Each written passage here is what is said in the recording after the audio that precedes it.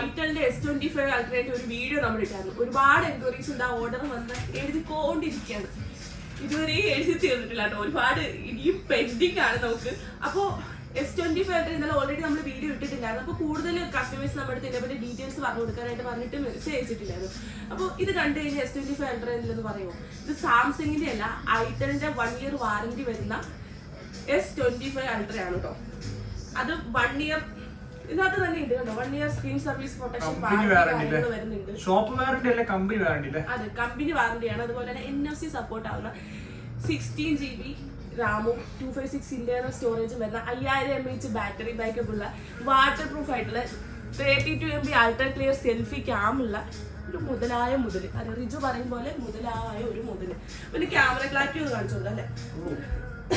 പക്ഷേ കളിക്കട്ടാ, front camera ഒന്ന് നോക്കി റിജോ.